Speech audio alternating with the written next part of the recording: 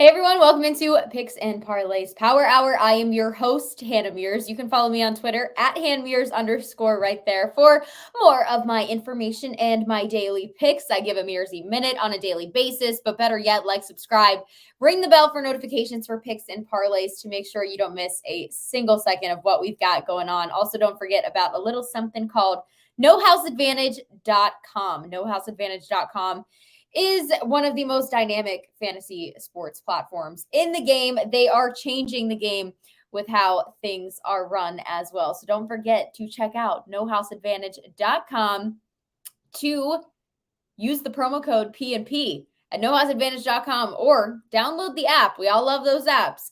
Go ahead on the App Store, download the app, get a first deposit match up to $50. Now it's time to get into Picks and Parlays Power Hour, bringing in our guest and talking some basketball today. At first, we've got Cam, we've got Santa Clara at Gonzaga as well to talk about. So to start off, Cam, I hope you're doing well.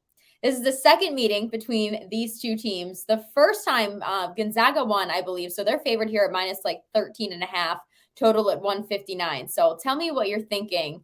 Now this is going to be the next meeting, right? Yeah, Gonzaga beat them earlier this month or early January at Santa Clara. They beat them by 5.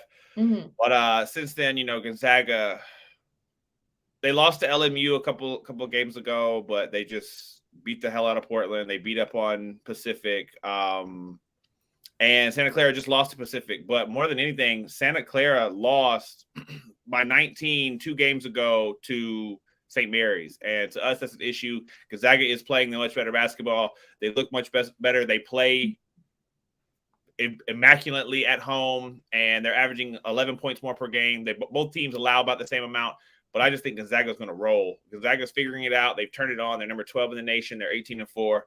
And I think this is just the time of the year that Gonzaga starts putting it all together. And I see this is going to be as a blowout game. Santa Clara comes in on a 2-game skid, and I think it's going to go to 3 in ugly fashion. So we're going to take Gonzaga to get the win and cover.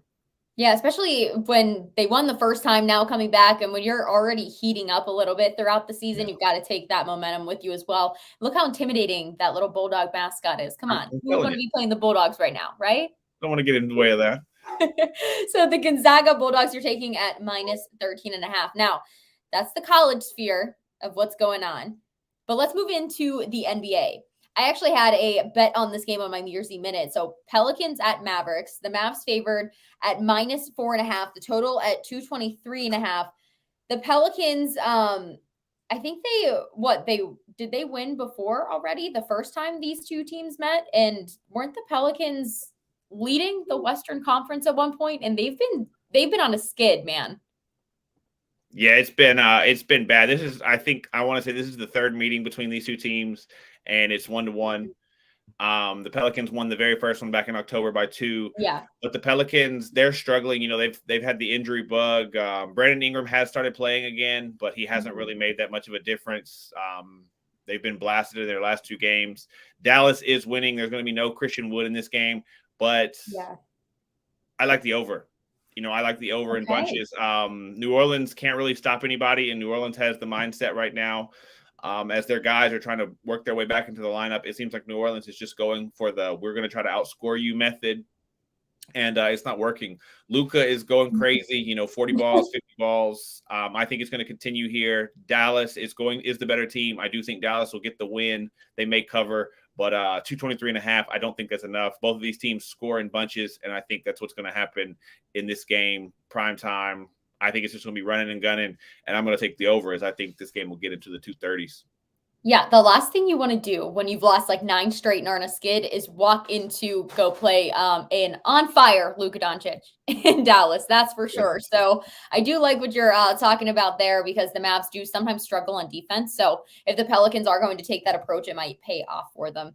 But hey, Cam, appreciate you as always. Thank you so much for your picks today. It's been a pleasure to get to talk to you. Let's remind everybody before they leave with us today, because don't go anywhere. We've still got more. Use the promo code SUPER to save 25% off on our website. And don't forget, like, subscribe, Ring that bell for notifications so you don't miss a single second of what we've got going on here at Picks and Parlays. You can get more of Cam on the power hours as well. So make sure you go search around our website and make sure you like, subscribe, ring that bell. We're live on Picks and Parlays Power Hour, Monday through Friday, 3 p.m. Eastern. Thanks so much, Cam.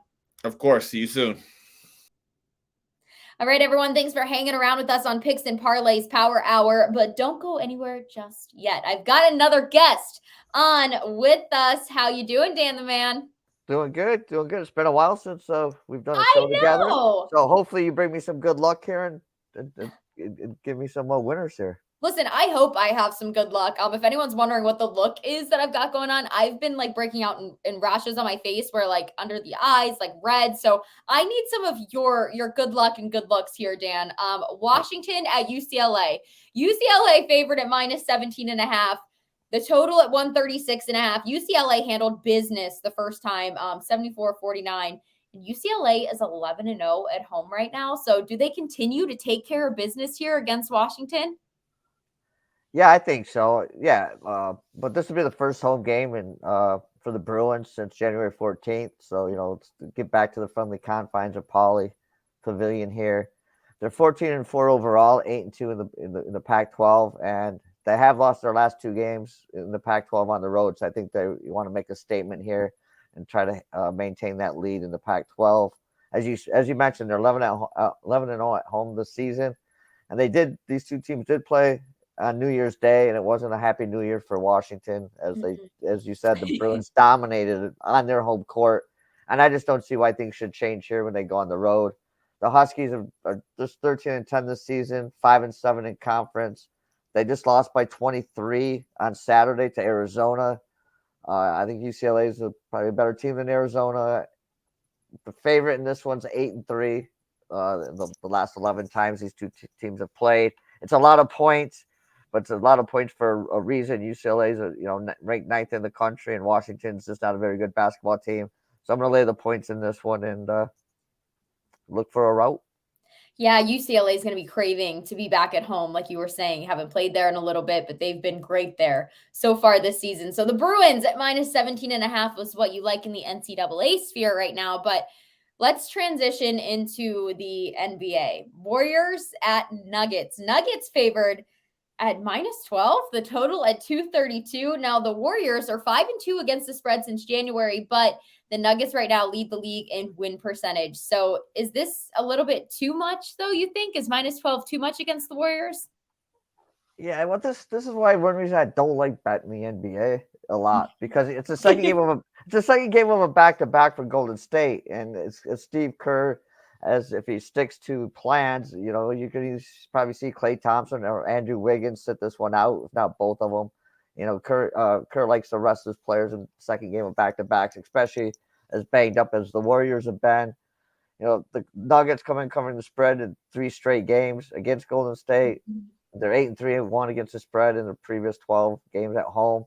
Golden State, it's just been terrible on the road this year at 9-17 against the spread. It's at Mile High, so that could add altitude again. Will be playing a little bit of a factor, especially being the second game for Golden State. To be honest, I think Denver wins this game, but again, it's the NBA. It is Golden State. It is 12 points. I think it is too many. So and as you've seen in the past, even when teams do rest their star players, the other players on the team seem to step up. Yeah. So, yeah, at 12 points, I just think it's too much to give a Golden State team that can shoot the three.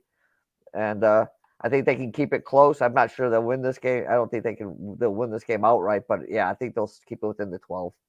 Yeah, the Nuggets have been great. But, again, like what you were saying, a team that can shoot the three, if they get rolling just a bit and they're having a hot shooting night, that could just be a little bit too much. So you actually like the Warriors here as a dog at +12. Well, Dan the Man, let's also remind everybody that if they like what you've got going on and what we've got going on here at Picks and Parlays, we want to give them a promo code. That's right. Use promo code SUPER on our website right now. Saves you 25% off. Everybody's got to love a good discount. And don't forget, like, subscribe, ring that bell for notifications. We're live Monday through Friday, 3 p.m. Eastern, but we've always got great content coming your way. So turn those notifications on so you don't miss a single second. Thank you so much for tuning in with us today. And thank you so much, Dan the Man. We appreciate you for being here.